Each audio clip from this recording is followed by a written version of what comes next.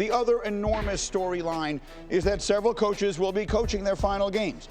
Bear in mind, 3 coaches already fired during the season. This is a tough business, but fans care a great deal about this. So we got Schefter here. Let's run through some names, and you tell us, from what you're hearing, if you think they're safe or they are out. Yeah, and let me start by saying this. Me and Mort used to do this for years, and Mort always disliked this segment because it involves people's livelihoods and families. And it's serious business here, and it's tough, and it's also a fluid, moving target where things change. Events today could alter the circumstances surrounding any one of these coaches and in the days forward. And the other thing that's different about it is that the league has slowed down the hiring process and pushed back in-person interviews until after the divisional round, which really removes some of the rush that teams used to have to get things done tonight or tomorrow. Now, we still will get activity, and there will be urgency, and there will be action. And we'll start with Jerod Mayo, the New England Patriots head coach. Now, all along, the Kraft family has wanted to stand by him and give him support. He was the hand-chosen successor to Bill Belichick. But over the last 30 days or so, the team has struggled. They've lost at home. Fans have been angered. They've been apathetic. And it feels like within the organization, there's been a shift. There's nervous people inside the building right now, and we are going to go leaning out right now for Jerod Mayo. Now, one of the more mysterious choices is Antonio Pierce.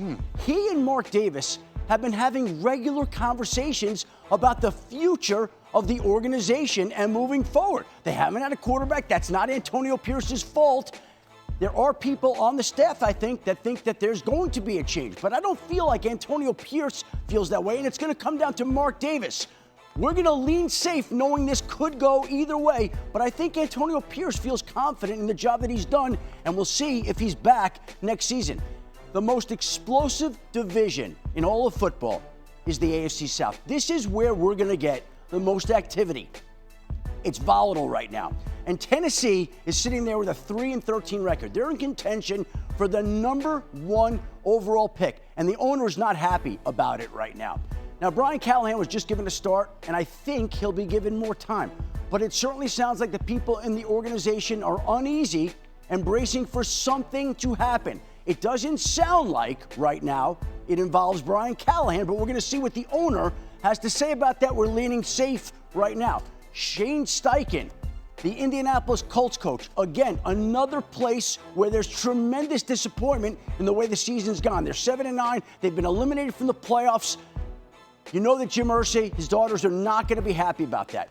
The feeling is right now he's going to be back in Indianapolis, but it does feel like there's going to be change in that organization. People wondering whether it will involve the general manager, Chris Ballard. If so, Ed Dodds is on staff. He's close with the Irsay family. We'll see what happens in Indianapolis there. Jacksonville also in the AFC South. Earlier this week, Doug Peterson, the Jaguars coach, acknowledged this has been his toughest season as a coach. He recognizes that this could be his last game today. It's no secret. Everybody feels like we're expecting what's inevitable in Jacksonville, and that's why we're going to put the out tag on Doug Peterson today.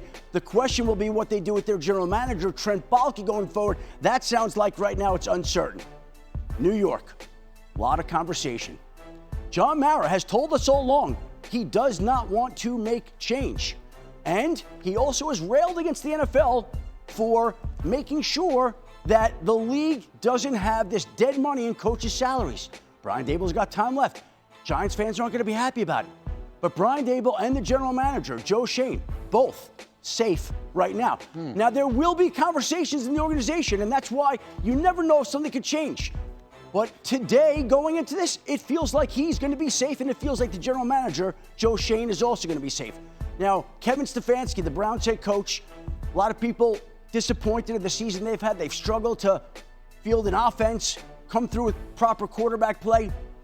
They made a change this morning. They fired their offensive coordinator, Ken Dorsey. They fired their offensive line coach. But Kevin Stefanski's safe. A lot of people wondering this year, could Mike Vrabel succeed Kevin Stefanski? He was working as a consultant. No, that's not going to happen. Kevin Stefanski's going to be there. Mike Vrabel might be the most desirable coaching candidate out there. He's going to get a head coaching job. Ben Johnson, if he wants, is going to get a head coaching job. But it's not going to be in Cleveland. Kevin Stefanski is safe. And one of the last ones we'll do here, Mike McCarthy, the Dallas Cowboys head coach.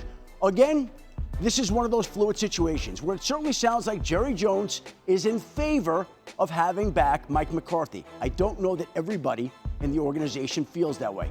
Mike McCarthy's contract is also up. He's going to have the opportunity to interview in other places. If it comes to that, I could see a place like New Orleans being interested in Mike McCarthy. Also could see this situation flipping and turning, but going into today, it is more likely that he's safe than out, and we'll see how conversations unfold in the weeks ahead, or in the days ahead. Now, a couple of other coaching notes I want to point out. I would expect some teams to call and inquire about the Texas head coach Steve Sarkisian, who's drawn some interest from the NFL level. And one other coaching note. I think that there are going to be teams out there that have watched the way that the Pittsburgh Steelers season has ended and wonder whether they should call the Steelers to see if they should inquire about whether the Steelers would be willing to move on from Mike Tomlin and move him to another organization. I don't think Pittsburgh will do that. That has not been what they've been about, and there's no indication that they would. But I do think there are teams wondering whether they should lob in a call just to see if they could stir Pittsburgh's interest. To be clear, that would be in a trade scenario involving Mike Tomlin. Fascinating. But I don't think Pittsburgh does it. All the way across. And Steve Sarkisian still has a Final Four game to coach this coming week against Ohio State. All right, Schefter, outstanding work, and there was a lot there. Bearing in mind, there are already 3 openings in the NFL with the firings we've seen this year. You see the first 3 names on your screen there would all be one and done were they to be out here. Gerard Mayo, Antonio Pierce, and Brian Callahan. And then the rest of the list that we talked about there. Outstanding work, as always, by Adam Schefter. Right. Do you believe that Mike McCarthy, whom I know you have a lot of respect for, has he done enough to keep that job? Well, I mean, you would think the history would say yes. 3 years in a row that he was 12-5 into the playoffs, albeit they had 1 playoff win. But when expectations are Super Bowl or bust, and you don't make the playoffs, that's why I've hedged my bet on this one a little bit. I'm saying no. I think he's out. I disagree. I mean, I know that maybe it was their expectations internally. Nobody outside that building thought this roster was good enough to win the Super Bowl this year. They've been devastated by injuries. I think the job he's done, this is one of the few teams that's gotten better as the season's gone on, despite missing some really big players. I think he's earned it. And then again, who's the upgrade? Right, like this guy's won a Super Bowl. He's a good coach. If you didn't go jump at Bill Belichick last year, who are you getting this year that's more proven than Mike McCarthy? Yeah, I think that he should stay. I think that he's done enough to keep his job. I've always respected Mike McCarthy as a head coach, and so the decision that Jerry Jones would make to say Mike McCarthy is staying here and being our coach, you know what that does? It puts it all on those players. It's like, I'm not giving you excuse anymore. We're not bringing in a whole new coaching staff that you have to get used to and all that. We're bringing in McCarthy because McCarthy's done good enough to get all of you players to the playoffs like he's done in the past. Now you got to get the job done. I think it's a message sent to players in that locker room. I think Dak has even said publicly he supports McCarthy.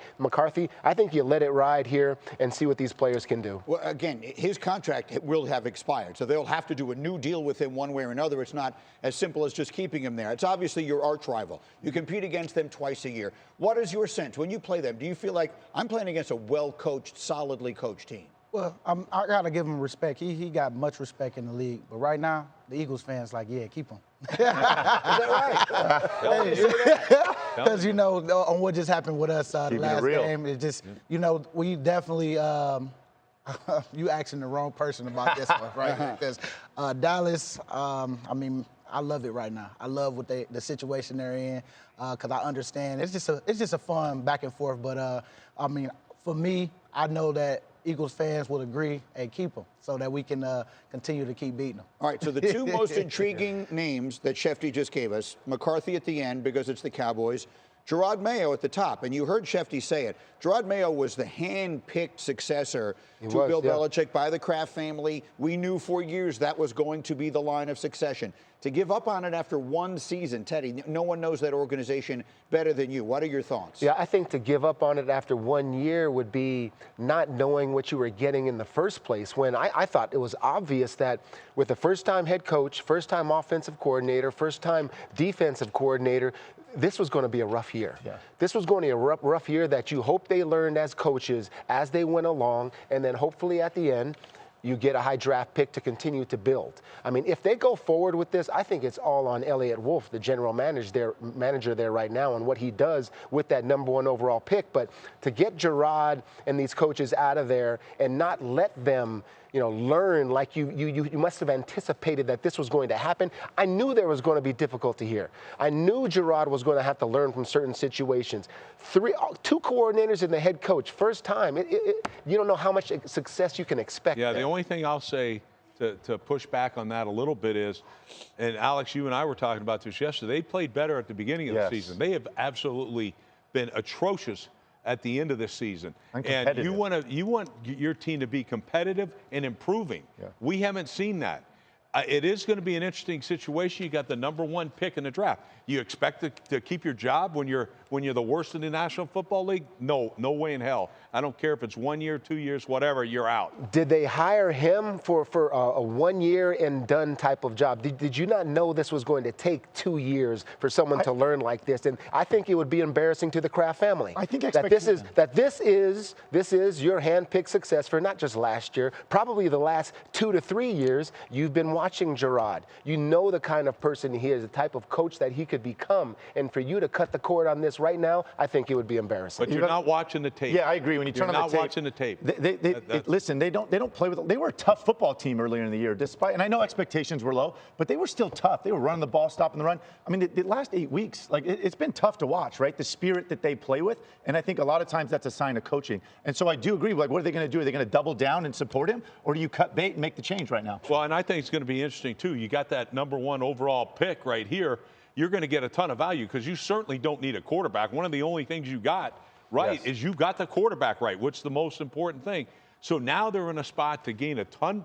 You mentioned the GM. You're going to get a ton of picks for that. I think it's going to be interesting. The hardest thing the hardest thing to have, they have now, and that is the quarterback. Yeah. They have that. Can these coaches develop with this quarterback, with what they do with that #1 overall pick? That's the decision they have to make. The availability, obviously, of Mike Vrabel, who, like you, was a legendary linebacker for that team for an awful long time, I think is something that also plays into the conversation. That is the shirt that Saquon is wearing right now as his team warms up. How about them boys up front giving some love to the offensive line, but I think also bringing to light, Tedy, something you brought up earlier.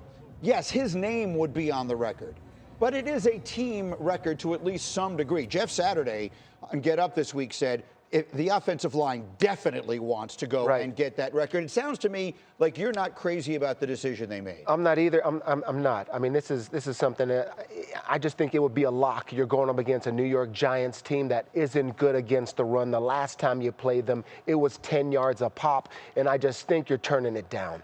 Turning down history for a guy that came in to play for you to where, I mean, he didn't change the culture because he was already good, yes, but so much he added to this team. He's repping his boys up front, and he knows he's not even going to get the ball. I mean, I just remember Jeff Saturday's 2009 Indianapolis Colts. And what's the biggest team record? I mean, the biggest team record is going undefeated and winning them all. We failed at it, and I was watching those 09 Colts as if this team can finish another 16-0 season. It was against the Jets in 09 when they had the opportunity to beat them. They pull all their starters. They lose the last 2 games versus the Jets and the Bills, and still they didn't do anything. They lost in the Super Bowl.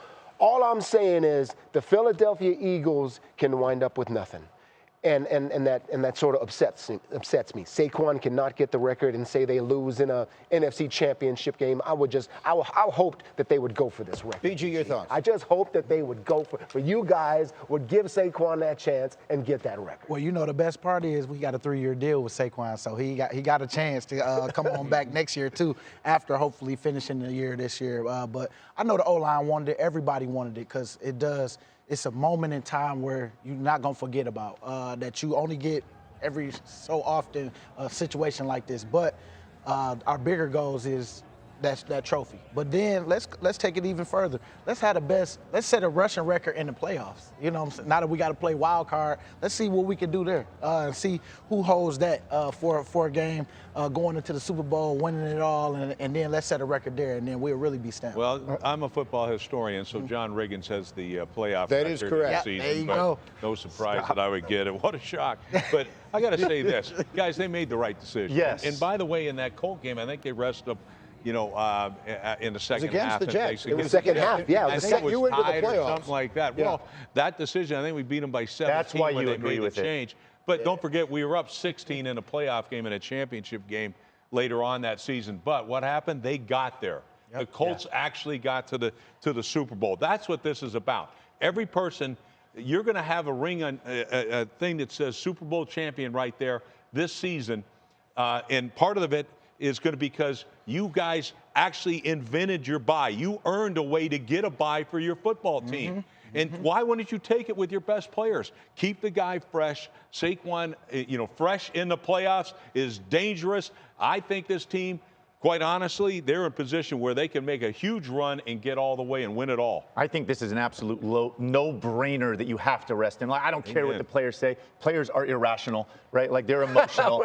Step in as the adult, make this decision. Linebackers and offensive linemen, yeah. This is largely the exact same roster as last year, right? There's been two key changes, Vic Fangio and Saquon, and what they've meant to this team. You have to rest him. It's the largest workload of his career this season. You have to have him fresh. This is a team that has legitimate Super Bowl aspirations. You have to put those before any individual accolades. Like, I think this is an easy decision. Early bye, too. We talked about that early bye. And then we had a Thursday game in there where it's a mini bye. But early bye, now we get a bye this week. Yeah. You know, that's a no-brainer. You know, I will say this. I just love how you guys are all on the same page about this. I just love that, and no one's pissed off about it or anything like that. That let's just take this bye and go next week. That's something to say about this team. If you were with us earlier in the program, BG told us that Nick Sirianni did ask a lot of the players their opinion, got their input, and then ultimately made the decision that he made. So that's his call.